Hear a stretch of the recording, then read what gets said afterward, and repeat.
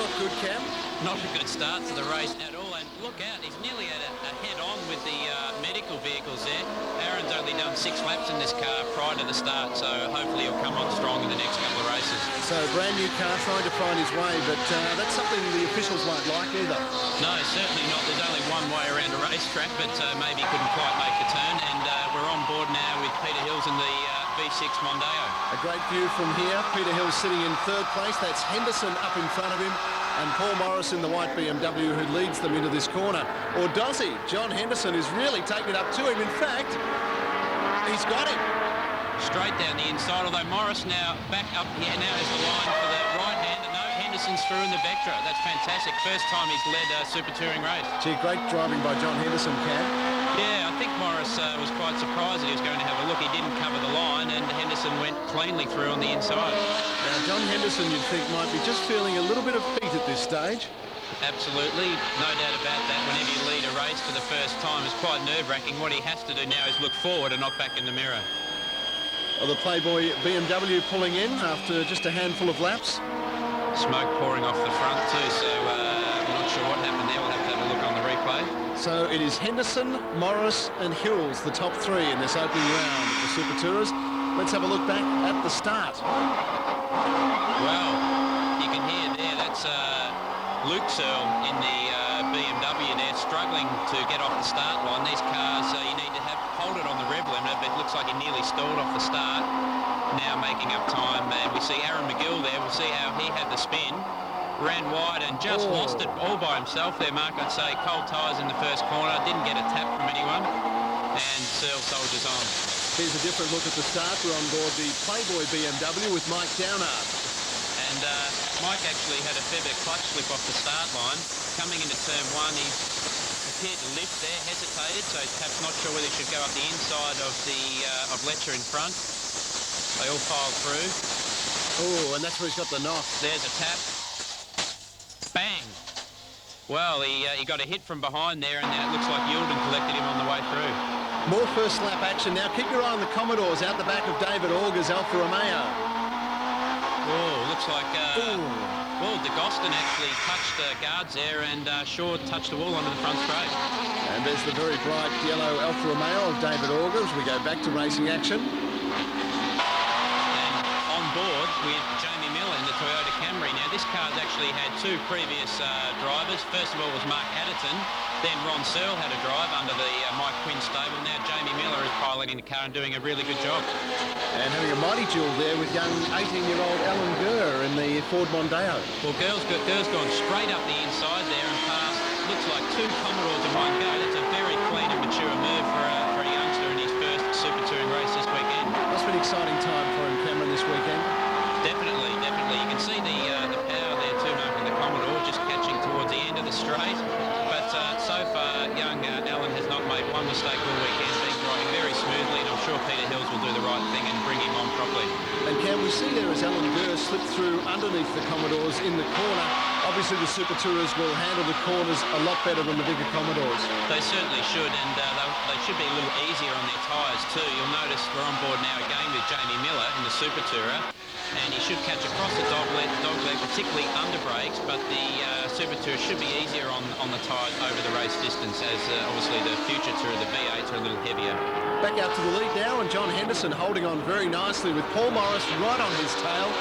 And this looks like it is going to be a great duel.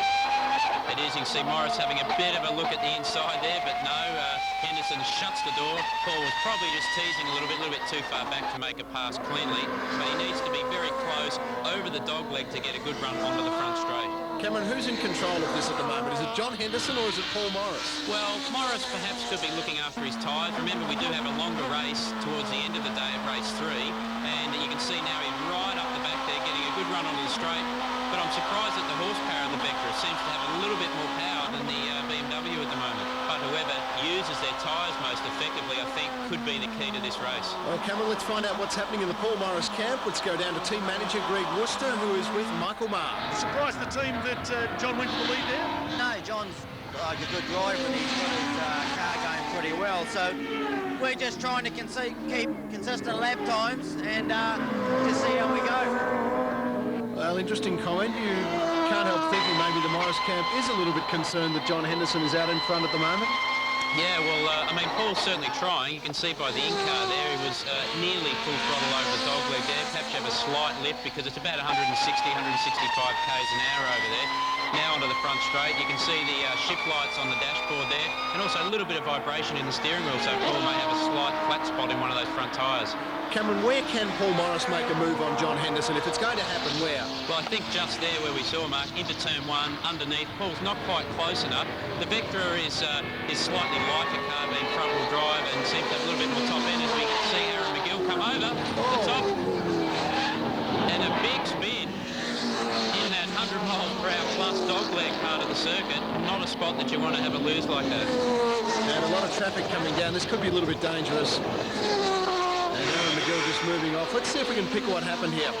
Well, he goes right across the ripple strip there. The car's very bouncy, perhaps a little too stiff, gets sideways. He overcorrects it because it comes back to the right side of the road.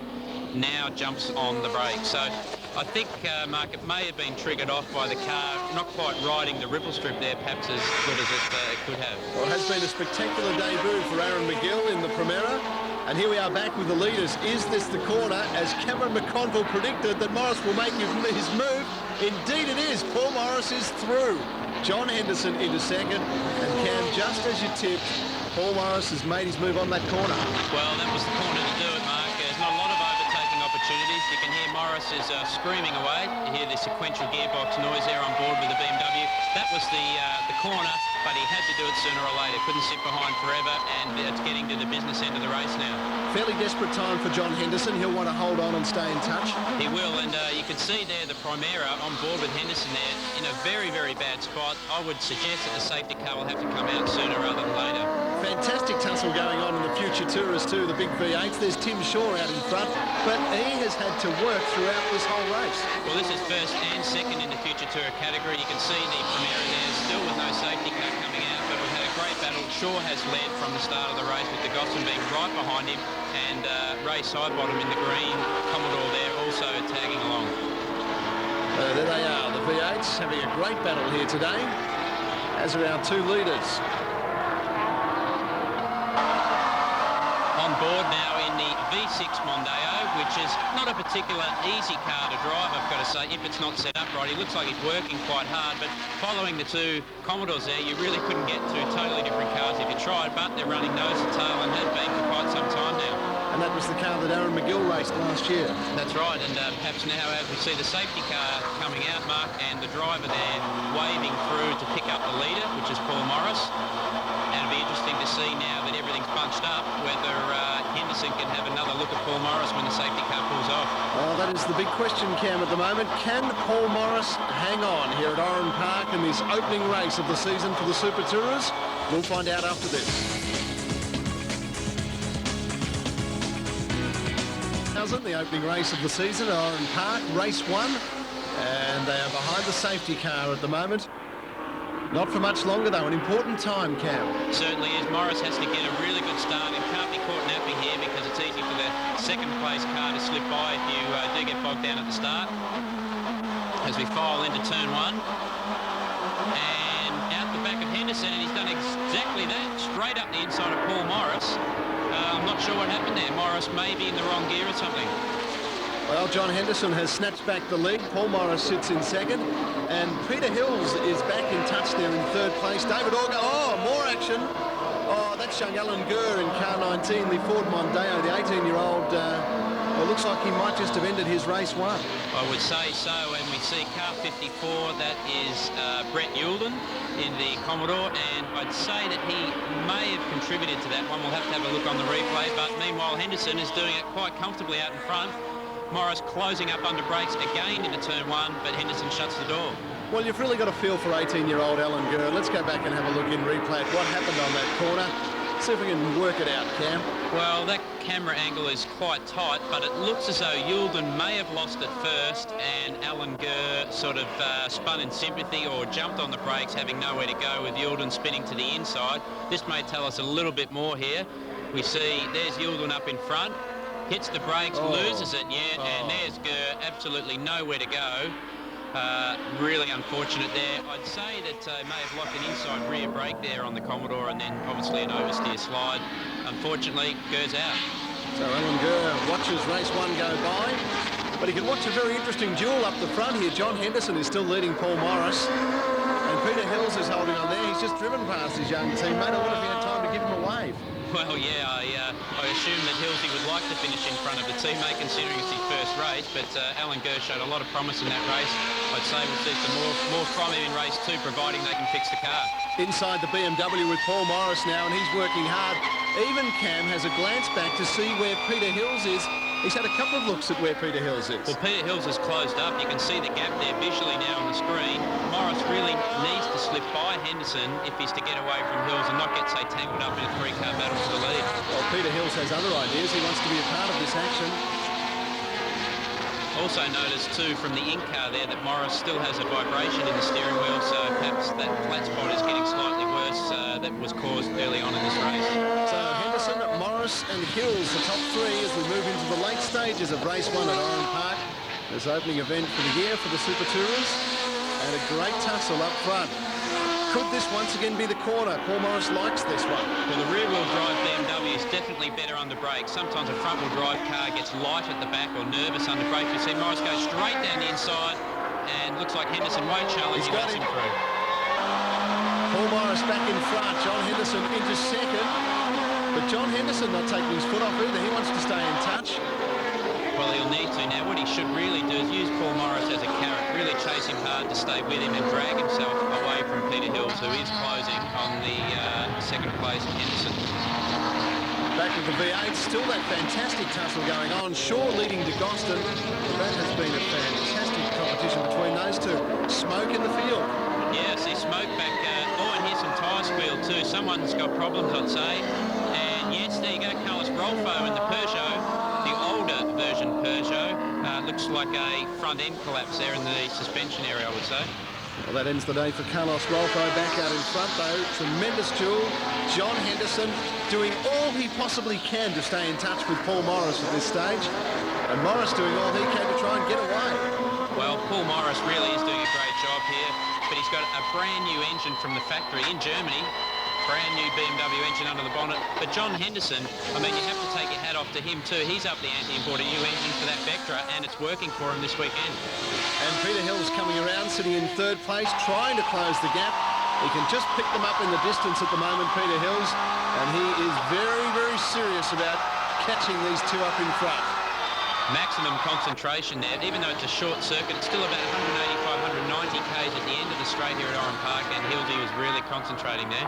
And the bright yellow Alfa Romeo of David Auger, who is the leading independent and sitting 4th outright at the moment. Great effort by David Auger. Certainly is, as he goes through James Brock to put another lap down. Brock out on the marbles there, or on the build-up on the outside of the corner. There must have been in a bit of bother. But he is doing a very, very good job in this Alfa. It's an older car. He's elected to go in the Independence Cup Championship, and I'd say he starts as favourite. He sits very, very close to the steering wheel there, a little bit like NASCAR style. But you can hear he's driving this car absolutely 10 tenths all the way. A very accomplished career, David Auger. He was first in his class at the 1981 Snetterton 24-hour race, and second in 1980 in the British Sports Sedan Championship. So a tremendous pedigree, great history in racing, and doing good things here this year. He is. He's looking for a big season this year. Good to see Leatherman on board too as his main naming rights sponsor for the season, as we see Luke Searle in the BMW. Starts off the back of the grid because he is a Seventh-day Adventist, so they have Saturday traditionally as their rest day. So good to see that he can still mix his racing and keep his religion. Start off the back of the grid makes it harder for him, but I'm sure it improves his race skills. And the Road Chill Express SAE BMW, Cameron, was the car that he shared with his brother Troy. That's right, they run together at Bathurst, traditionally each year.